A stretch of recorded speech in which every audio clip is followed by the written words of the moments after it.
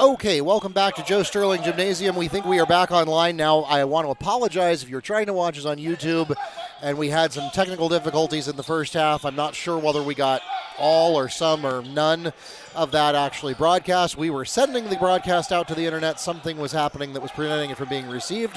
We think we've got that worked out. Then we lost power at the score table. Somebody tripped over the wire just before halftime ended, so we had to reboot everything, and we've got it all coming back online now. So appreciate your patience as we get some technical challenges worked out. We may not have multi-camera until I can get that reintegrated.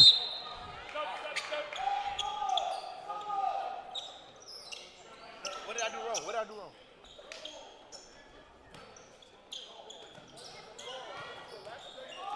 But if you're just joining us, Edgewater has been in command. It was very back and forth for the first maybe 2 minutes of the game. Then Edgewater clicked and found their rhythm. CFCA did not, so Edgewater broke out into a big lead. Then right around, I'd say, middle of the second quarter, CFCA managed to get their own rhythm together, strung a couple of possessions together to at least keep this a ball game. Still, it's a 12-point game now, so CFCA is by no means out of it, and if anybody could, it would be them. And now we're going to get a charge call. Foul's called against Edgewater's number 1, Dylan Foster, his first, the team's first of this period. It was an anticipation call. He just flopped.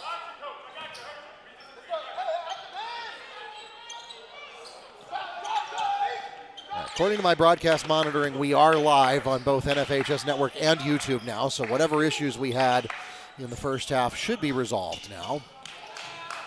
And I'm checking and seeing that we are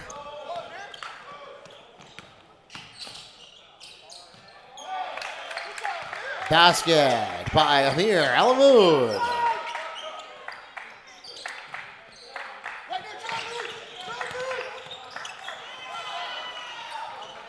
There we go. Back-to-back baskets for the Eagles, this one by Demetric Smith. All right, I'm seeing we are live on MetroVSFL.com as well now. So whatever glitches we had in the first half, I think are now squared away. The only thing I've got to do is get my camera controls reconnected here so that we can take advantage of the equipment we have in the arena, but otherwise we seem to be in good shape. Again, appreciate your patience. We'll go back and look at the on-demand afterward, and if we lost any footage, we will recover it. 3 for Travis Scott.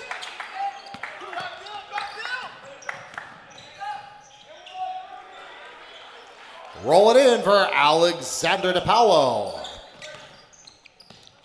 I have a couple of different ways I can recover footage from the first half.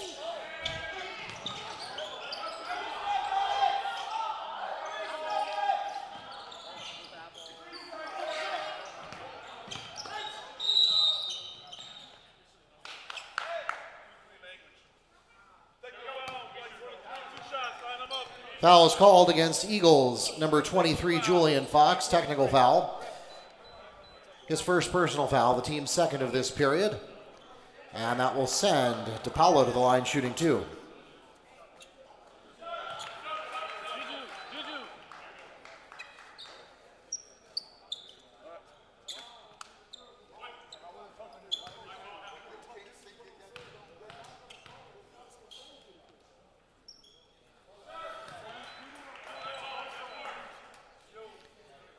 Dipaolo drains both of his technical free throws, and of course, in the NFHS rule book, when you get a technical foul, not only do you get those foul shots, you also get possession to the other team.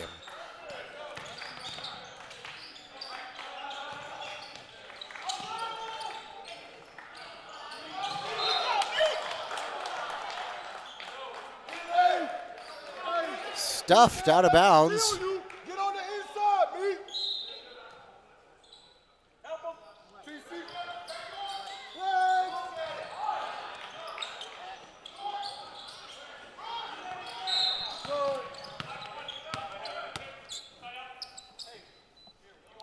Foul is called against CFCA's number 1, Joshua Hernandez.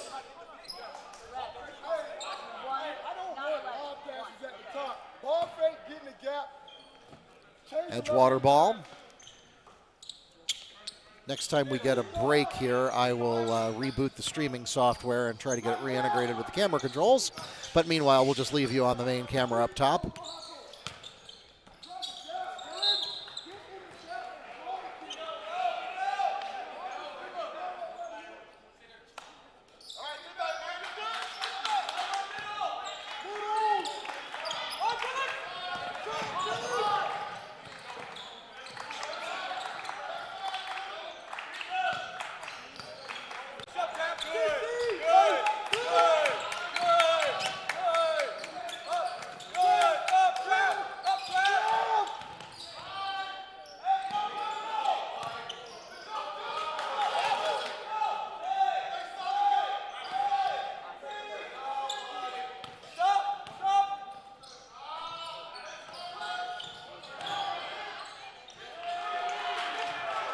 Alexander Dipaolo.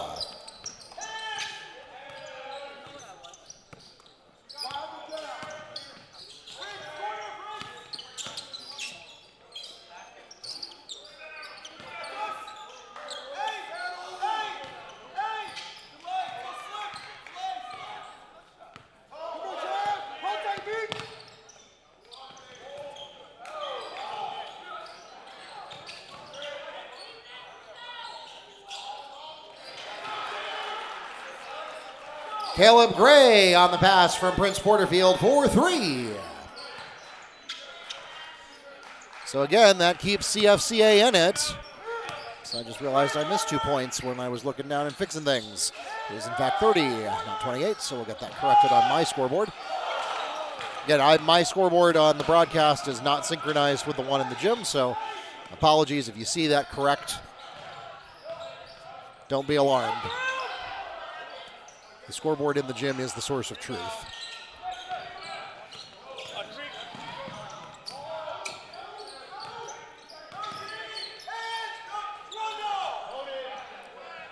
The tray from Terrence Walker won't fall. Rebound goes to Joshua Hernandez.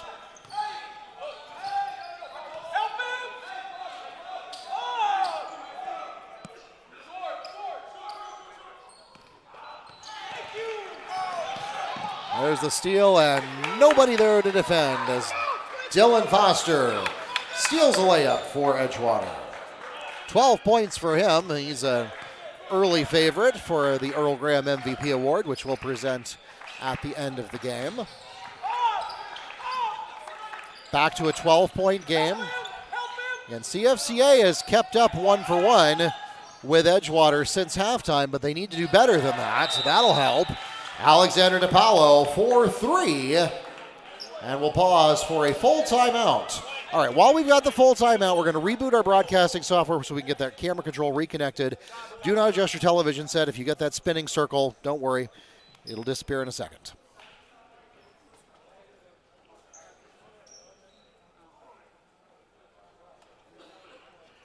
Fine now, and we have our camera control integrated, so let's see if this works. There we go. Again, welcome to Joe Sterling Gymnasium, and thanks for your patience as we worked through some technical challenges in the first half. We'll get those sorted out in the on-demand replay as we get a call of kickball. We'll remain with the Eagles.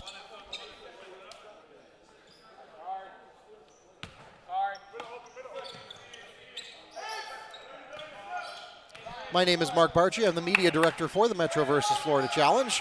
This morning, I'm also serving as your play-by-play, your director, your producer, and if you don't laugh at my jokes, your swimming instructor. I do want to thank Scott Williams and his team that he has assembled here at Joe Sterling Gymnasium. I've had a camera operator at each of my games, and I could not do it without them because my arms are not that long. Basket for the Eagles, scored by Amir El-Mahmoud, who must have snuck in during the timeout because I didn't have him in the game.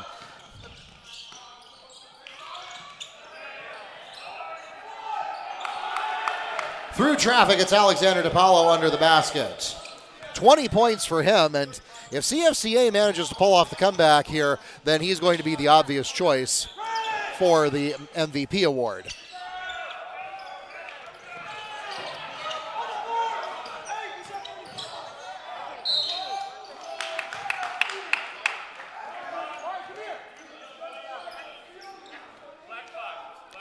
Foul called against CFCA's number 5, Lucas Robertson, his first personal foul, the team's second of this period. And that will send Dylan Foster to the line, shooting 2 for Edgewater. Foster leads the team with 12 points.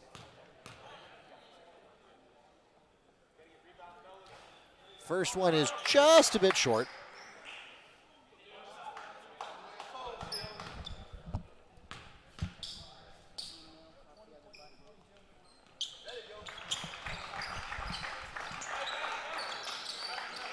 One of 2 at the line.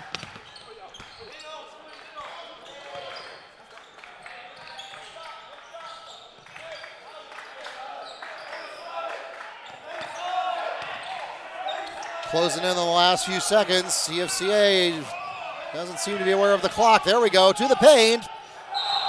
And there is a whistle.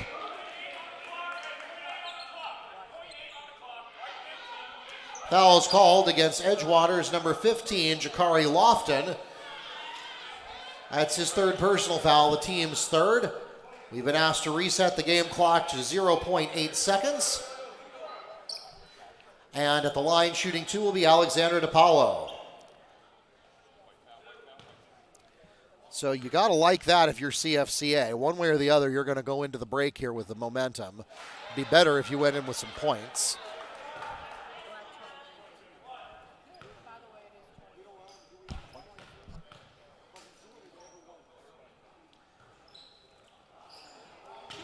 And unfortunately, that'll deflate CFCA a little bit. After all that razzle-dazzle, they won't actually cash in any points. So we will go into our last break before the fourth quarter with a 10-point advantage. So CFCA making up a little bit of the deficit in the third quarter against Edgewater. And still a ball game as we go into the fourth quarter. 45-35 is your score. Edgewater leading between these two Eagle programs. Both teams are Eagles. Both teams were regional runners-up last year. Both teams had 20-win seasons, and both teams are in the top 5 of their respective classifications in the preseason Source Hoops rankings. So we are looking forward to a great conclusion here in game number 14 of the 15th annual Earl Graham Metro versus Florida Challenge.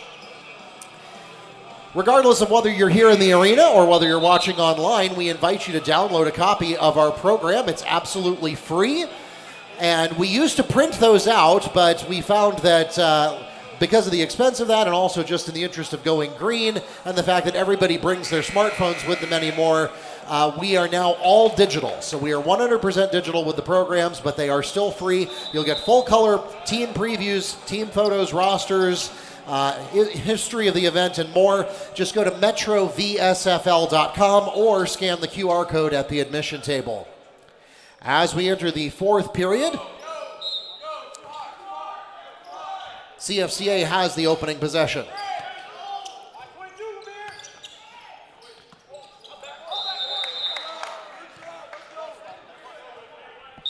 And immediately fritters it away.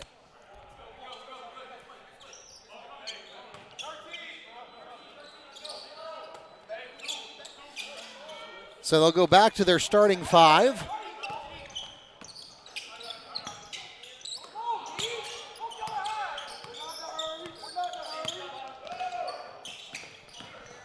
Down the baseline. No, doesn't want it himself. He'll outlet it to Foster. And now we'll do that same move again. This time we'll come back with a shot down the baseline. That's not there. Put back. Got it. Jakari Lofton with the second chance basket.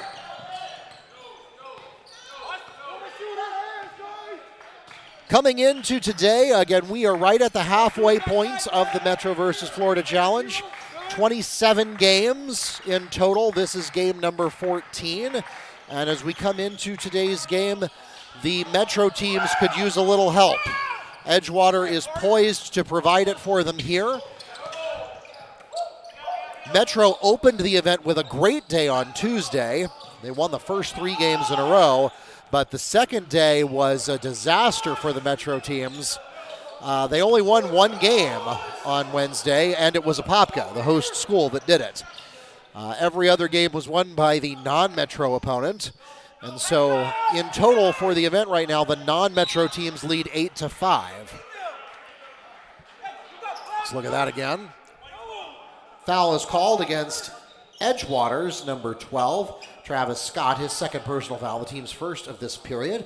It will send Alexander Dipaolo to the line. So we'll see if he can acquit his previous appearance at the charity stripe. First one finds the mark.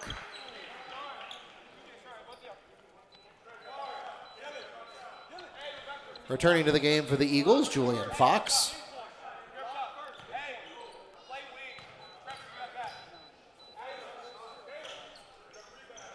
Second one bounces out. So Dipaolo is 1 of 4 of the most recent 4 free throws he's taken. Beautiful pass to the inside, and that's Dylan Foster to Jakari Lofton for 2. 6 points for him so far. So again, the non-Metro teams leading 8-5 through 13 games. That means Metro needs to make up some ground today. They won their first event in 5 years last year. And now we're going to get a foul behind the arc.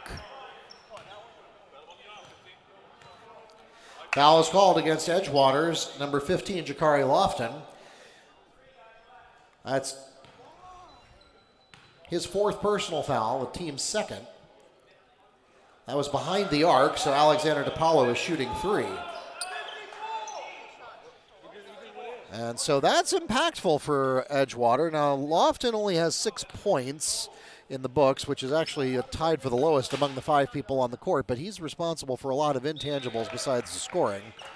And he's going to lose some minutes here.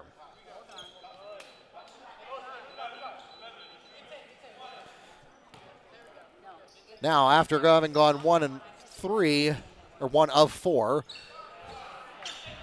Alexander Dipaolo seems to have found his rhythm again as he hits all 3 of his shots for that foul. And that's going to pull it back to a 10-point game, but not for long. Coast to coast, Dylan Foster on the transition. 15 points for him. And again, he is probably your favorite right now for MVP, if you were putting your chips down.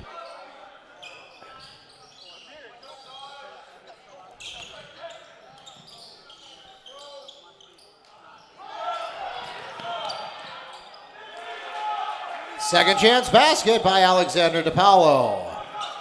And again, if CFCA were to pull this one out, Dipaolo is your obvious choice for MVP. And that's one thing I'll say that has been a help to Edgewater. Edgewater, they've got 3 players on the floor right now in double figures. Dylan Foster, Travis Scott, Julian Fox. Foster with 15, Victor and Fox with 10 each. So Edgewater is really spreading the love. They are a multi-angled threat, and CFCA has really struggled to shut that down. CFCA, on the other hand, they have the Alexander Dipaolo show. If you can shut him down, you can shut down the entire team. He's got 26. That's more than half, well more than half, of the entire team's offensive production. And I don't think I'm the only one who noticed that. I have a sneaking suspicion that Coach Mason noticed that too, and has probably adjusted his game plan accordingly. In fact, probably came into the game with that understanding.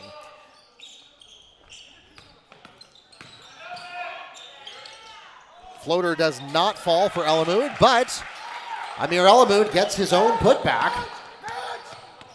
Second chance basket on the offensive board, and if you're CFCA, you have got to shut that down. You cannot be giving Edgewater more than 1 crack at the basket if you're going to swing the tide of this momentum. That's not going to help. Bad pass to the key. Travis Scott says, I'll take it. And contact as we go to the net. It's a no call, though, as Dylan Foster is not able to get that to fall.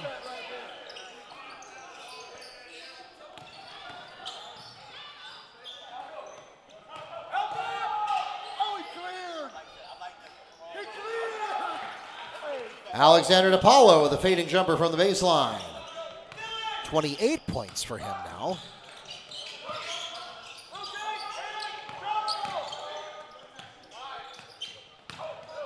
Spin move to the key, swatted away by Dipaolo.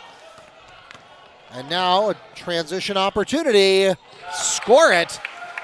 Joshua Hernandez in transition for CFCA.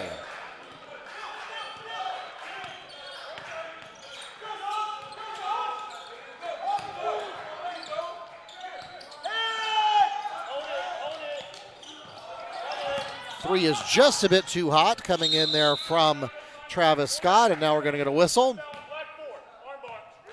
Foul is called against number 4, Dylan Campbell, his second personal foul, the team's first of this period.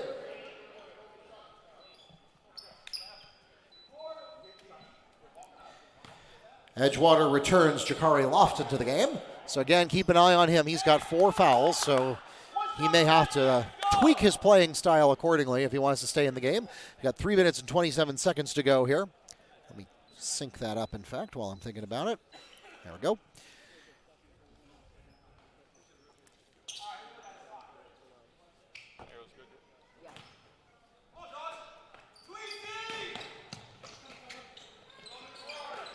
Beautiful pass to the key, and it pays off. Jakari Lofton from Dylan Foster. So Lofton spends all of 3 seconds in the game and has points to show for it. Brings it back to a 10-point game. So again, CFCA has kept pace toe-to-toe with Edgewater for the entire second half, but they have not been able to gain any ground, and they had sufficiently dug themselves a hole in the late first quarter that's not going to get it done, as Corin Victor with the second chance basket. And again, as I said a moment ago, if you're CFCA, you have got to stop those offensive boards. Edgewater is very frequently scoring on the first attempt, but if they don't, they almost always score on the second.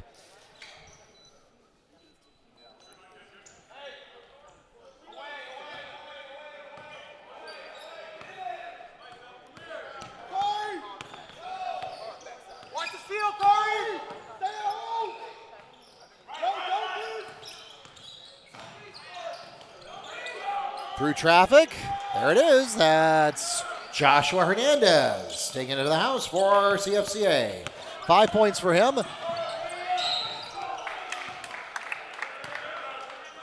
Get a foul called here.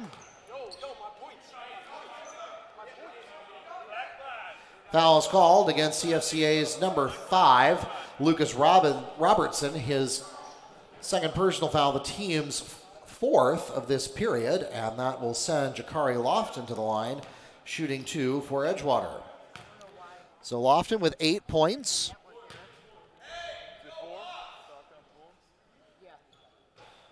First is short.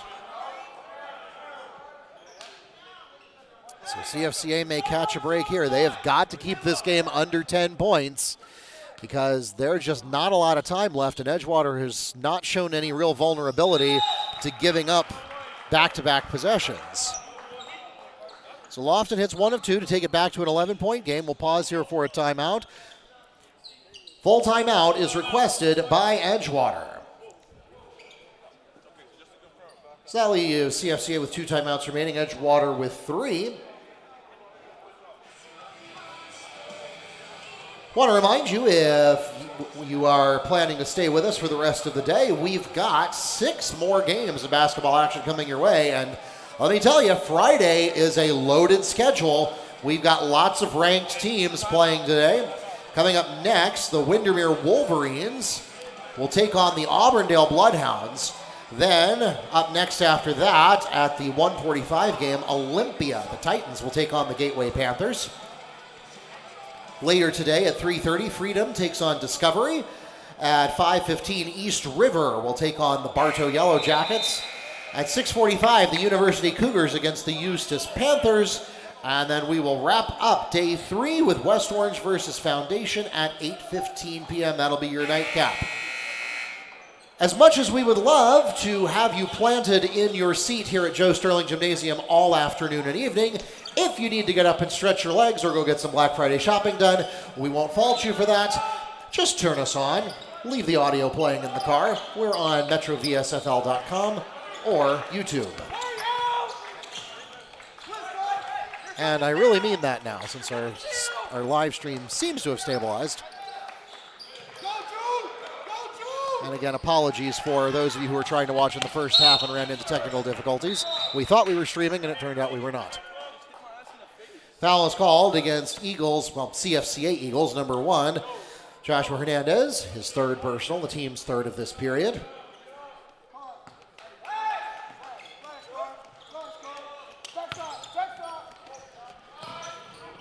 2 minutes to go here. Still an 11-point lead for Edgewater. And I hear to my left the Edgewater coaching staff protesting for a foul call. They're not going to get one that time. And Joshua Hernandez scores in transition for CFCA. So now under a 10-point contest. This is as close as CFCA has had it recently.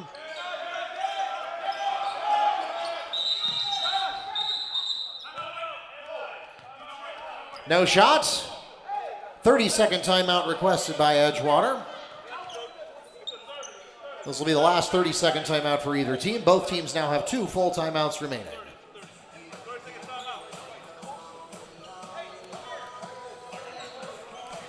We also want to remind you, if you have not already done so, make sure you download a copy of our program. It has the complete schedule of the event. It has the event history in it, which if you've read it, you'll know that Metro is trying to make it 2 events in a row, winning over the Florida teams, although they do need some help to do it this year because they are currently trailing 8-5, although Edgewater is trying to get them back toward a tie contest.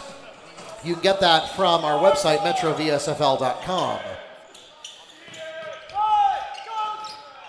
All right, last 94 seconds. Coming in hot, and just left him wide open. That's Jakari Lofton fouled on the attempt. He'll go to the line and shoot 2. The foul is called against Joshua Hernandez, his 4th personal foul, the team's first of this period.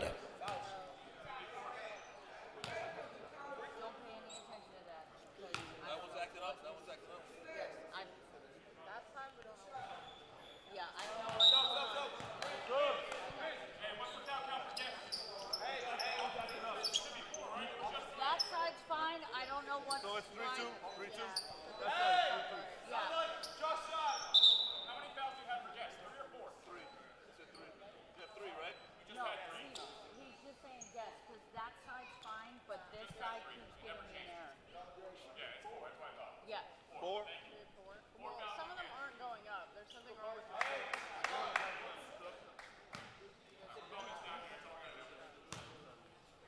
Okay, so what should it be?